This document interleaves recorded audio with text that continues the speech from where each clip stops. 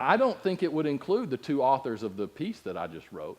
I don't think that they would claim that they are Wiccan or pagan, but they clearly are. So you're at 2 million people. Now, again, you may say, well, we have a lot of people in this country, and you're right, we do.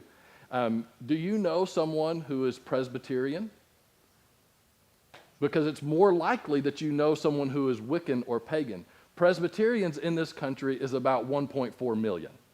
So there are more proclaimed Wiccans and pagans than there are Presbyterians now. Again, this is moving quickly. And I don't know exactly where it's going, but we need to recognize, okay, there's something spiritual happening here. And it's really concerning whenever they use those terms of spiritual great awakenings and wanting a great awakening for this type of stuff.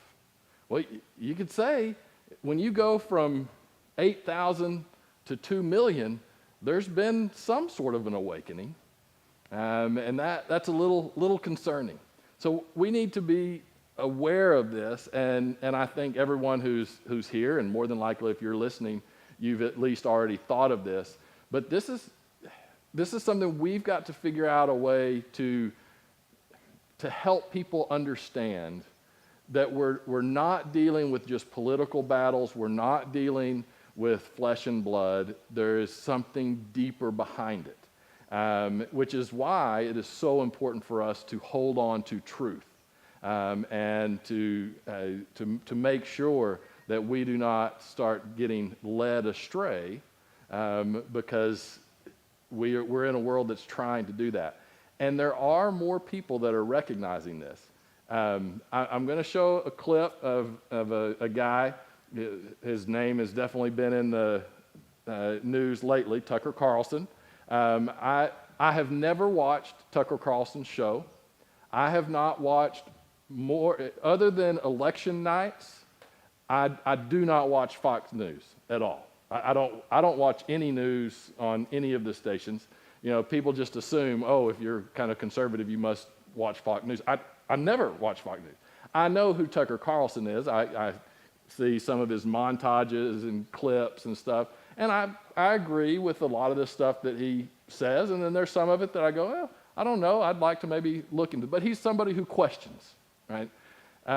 He, of course, was let go, which is interesting, and I'm not making any judgments on that because we don't know. It is very strange, though, whenever your leading earner and most popular host by miles, like not even close, that you just decide to get rid of. That's odd. That announcement came a couple of days after this clip that I'm going to show. One thing that is important for us to understand is being conservative doesn't mean that you have a biblical worldview. And sometimes we assume that. Fox News does not have a biblical worldview. They have leaned conservative in some areas, but they do not represent a biblical worldview. And this is very interesting what Tucker Carlson said 2 days before he was let go. I'm not making a connection. It sounds like I'm trying to make. I have no idea why he was fired. But this is evidence to me that people are recognizing there's something more than just our political arguments going on here. And Tucker does a pretty good job of explaining that.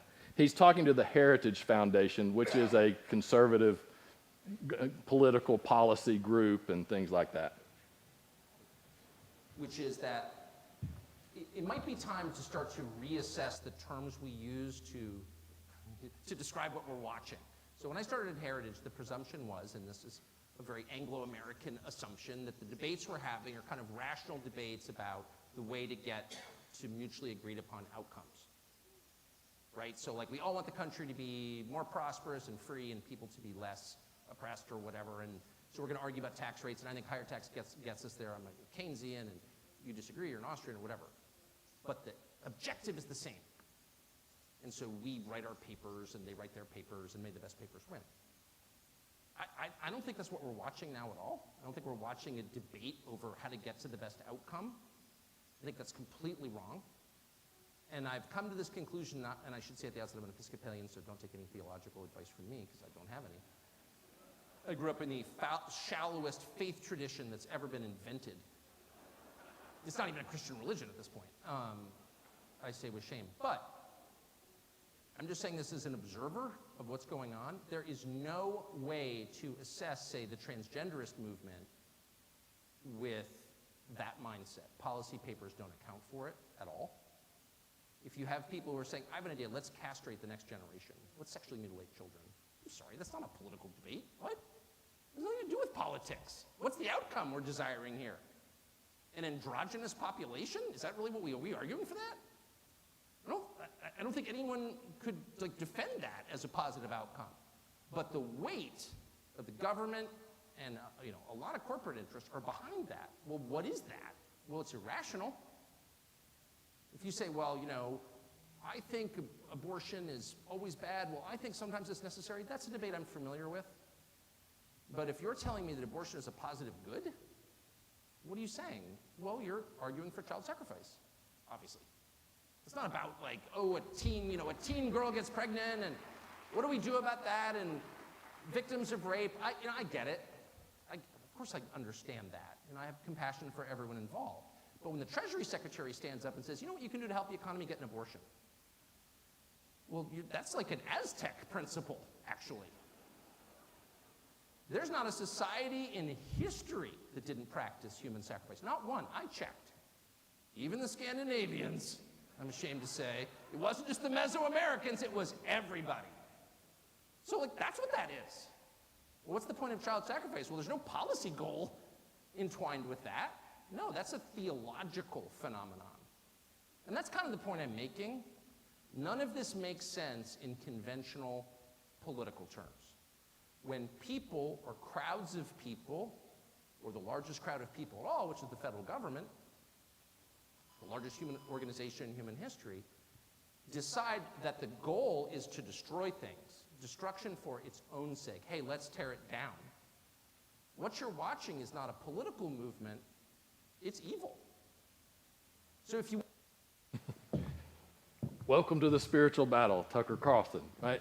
And he's not using overtly religious terms. I mean, he said, I believe he would consider himself probably a Christian, but never, that's never been, overt in what he's talking about.